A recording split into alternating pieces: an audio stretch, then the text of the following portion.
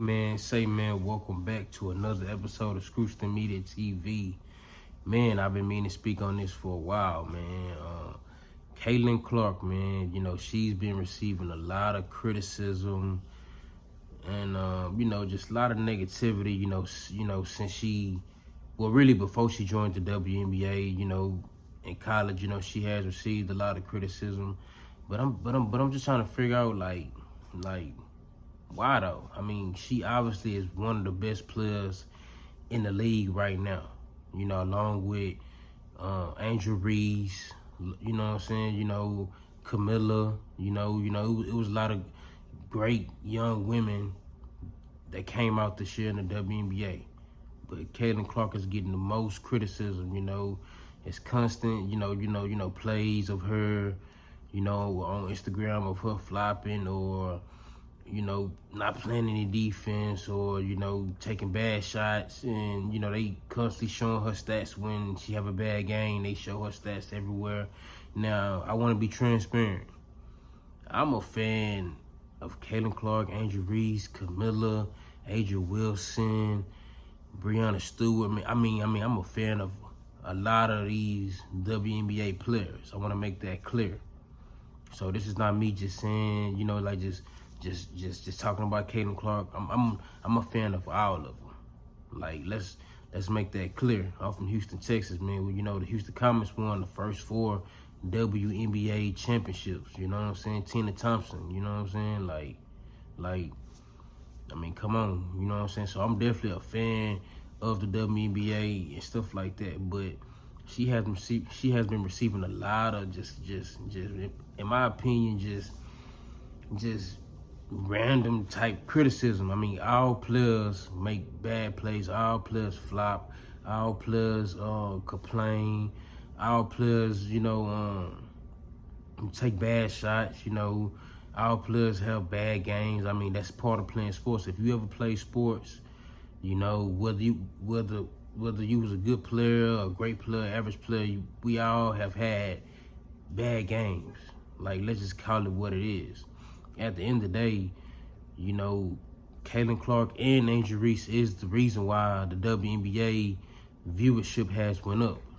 You know what I'm saying? Like it ain't just on Caitlin Clark. Like, I believe this 2024 rookie class is the reason why the viewership has went up a lot. Now, I'd be a fool and not say Caitlin Clark doesn't have probably a good role in why the viewership is up. Every game she play, it seems like it's damn near on ESPN, on ABC, like NBA TV, stuff like that. Even on the road, like, the stadiums be packed, of people trying to see her. So we can't sit here and act like she doesn't have the impact. She does have the impact. Same thing with Angel Reese. When she go to these stadiums and stuff like that, they be packed as well. But my question to y'all is, why are we putting these two women against each other?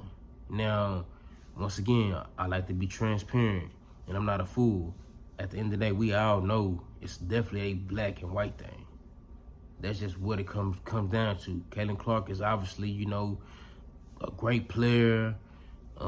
She's a dominant player. Angel Reese is a dominant player as well. She's a great player as well, and she also has a national championship to back her game up as well. But at the end of the day, this is a black and white issue, whether people want to admit it or not. It's a black and white issue, and it shouldn't even be that when it comes to competition. At the end of the day, it's great players from all different races.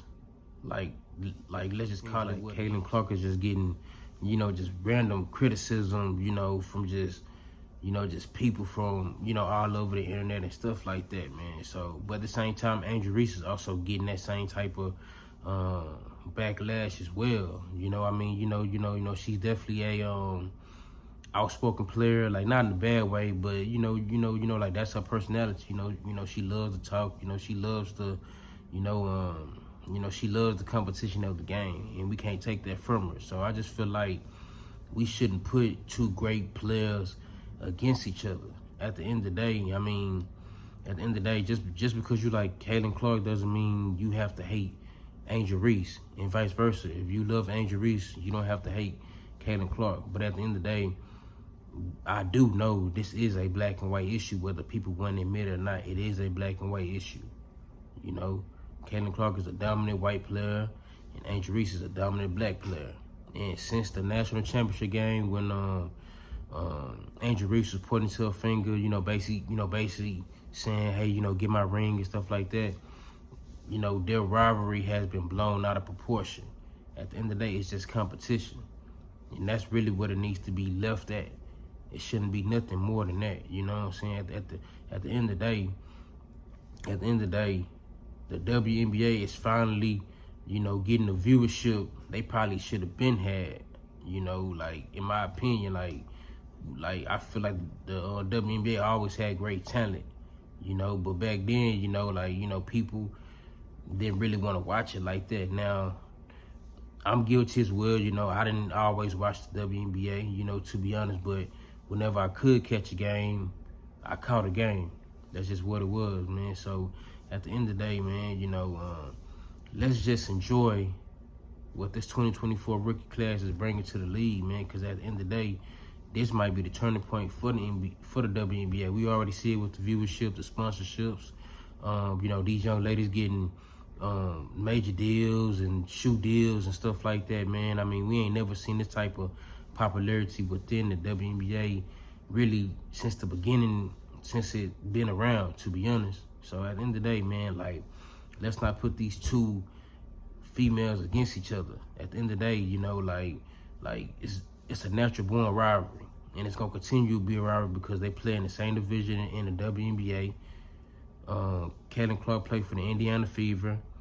Angel Reese played for the Chicago Sky. So naturally, those teams are gonna play each other a lot because they're in the same region.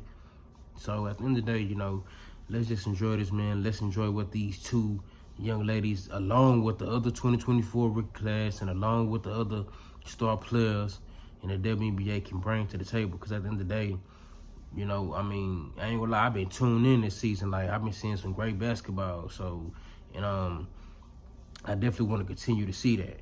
And I also want to speak on this last thing, before I move on, about the USA team. Now, it's been a lot of, backlash on why Caitlin Clark is not on the team.